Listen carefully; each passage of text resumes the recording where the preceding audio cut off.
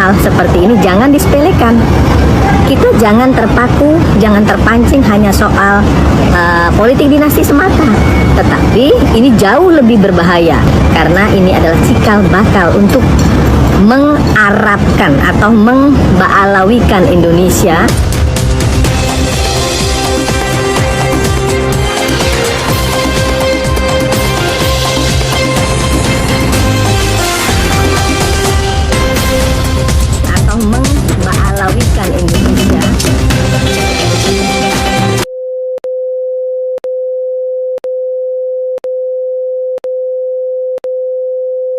Orang yang suka membesar-besarkan diri, orang yang tidak yakin bahwa dirinya orang besar, lalu dibesar-besarkan dirinya.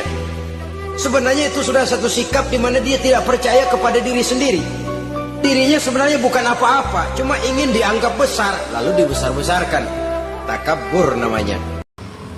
Cucu Nabi, saudara. Ya, betul. Kenapa, saudara? Saya cucu Nabi, kenapa? Dalam tubuh saya mengalir darah Rasulullah. Kenapa, saudara? Siwak yang beliau pakai diawali dengan nilai 1 juta.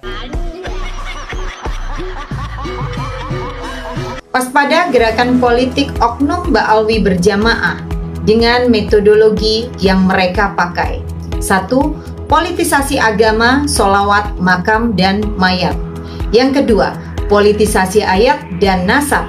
Yang ketiga, gerakan PKI gaya baru. PKI, teriak PKI. Ya, PKI berbalut khilafah. Yang keempat, persekusi geruduk pengajian, memframing keterpecah belahan pejuang pelurusan nasab. Yang kelima, perang mekanik atau strike takedown channel-channel pejuang pelurusan nasab. Bisa jadi nanti tentang politik. Saat ini yang keenam yaitu politisasi media, medsos, di mana dengan menggunakan media, medsos, mereka menyerang yang dianggap lawan politiknya, kita yang mengkanter dianggap musuh oleh mereka. Cucu Nabi, saudara. Ya, betul. Kenapa, saudara?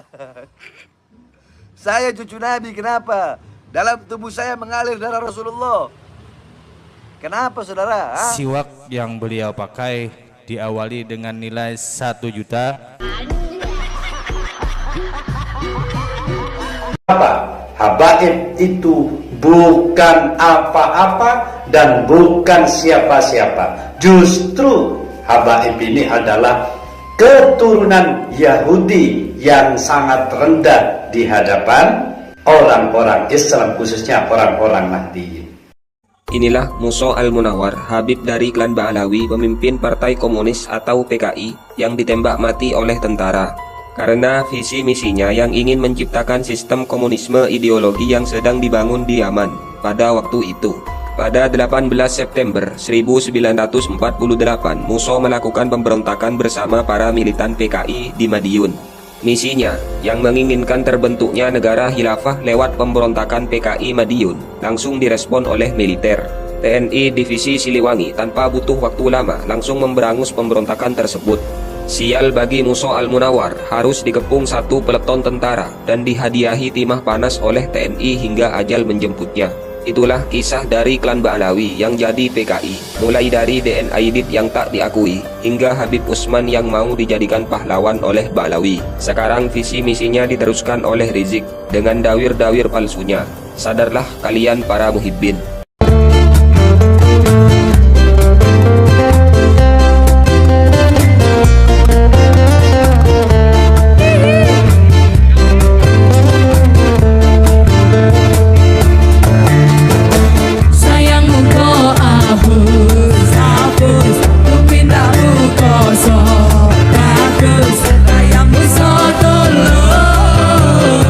Cepule kowe penipu halus.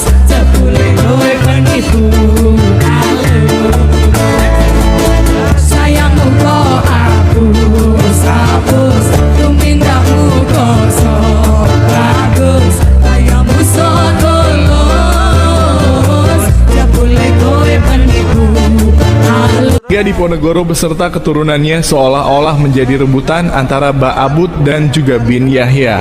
Siapa Imam Bonjol? Semua pasti bilang pahlawan, betul apa enggak? Imam Bonjol pahlawan Indonesia bukan? Pahlawan nasional bukan? Sekarang siapa namanya Imam Bonjol?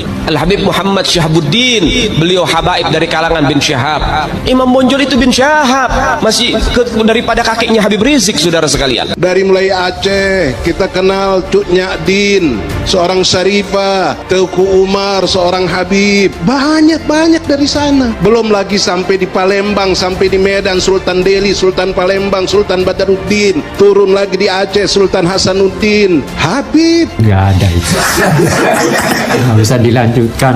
Diponegoro ini itu pasti berdasarkan yang saya tahu, berdasarkan hasil penelitian saya, itu pasti bohong. Pasti bohong. Islam itu datang bukan untuk mengubah budaya leluhur kita jadi budaya Arab, bukan untuk aku menjadi anak, sampeyan jadi antum, sadulur jadi akhi. Kita pertahankan milik kita harus serap ajarannya, bukan budaya Arab.